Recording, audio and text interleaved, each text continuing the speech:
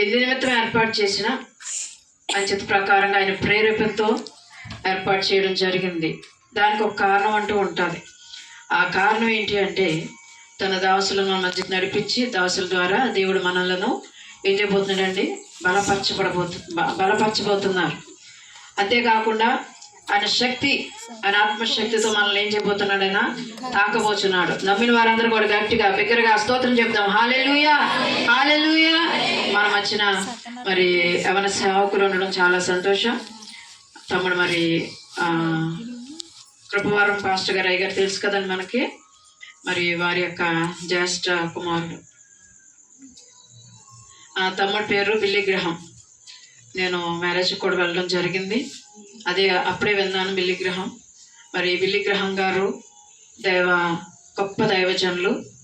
ఒక్క మెసేజ్ ద్వారా వేల మంది ఆత్మలు రక్షింపబడేవి యునైటెడ్ స్టేట్స్లో.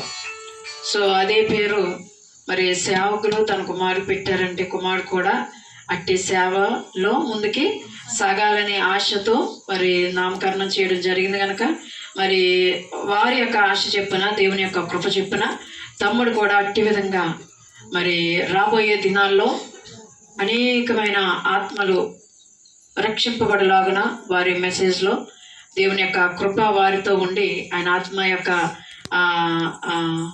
బలముతో, ఆత్మశక్తితో బలమైన సూర కార్యాలు దేవుడు వారి జీవితంలో, వారి పరిచర్లో జరిగించునుగాక. ఆమేన్. నేను ఎక్కువగా ఇంకా సమయం తీసుకోను. ఈ సమయాన్ని మరి తమ్ముడికి అప్పగిస్తున్నాను. వారు ఈ రాత్రికాల సమయంలో మనతో ఏం మాట్లాడబోతున్నారో అది దేవుని యొక్క చిత్తమై ఉన్నది. ప్రార్థనాపూర్వకంగా వాక్యాన్ని మరి జాగ్రత్తగా ఈ రాత్రికాల సమయంలో వినవలసిన వారమై ఉన్నాం. ఎందుకంటే దేవుడు అమూల్యమైన సమయం. ఈ సమయం మళ్ళా మనకి వస్తుందో రాదో తెలియదు కదండి. ఏ రోజు ఎలా ఉంటుందో తెలియదు, ఏ క్షణం ఎలా ఉంటుందో తెలియదు. పరిస్థితులు కూడా చాలా భయంకరమైన పరిస్థితుల్లో మనం జీవిస్తున్నాం. వాతావరణం, కాలచక్రం మన చేతిలో లేదు.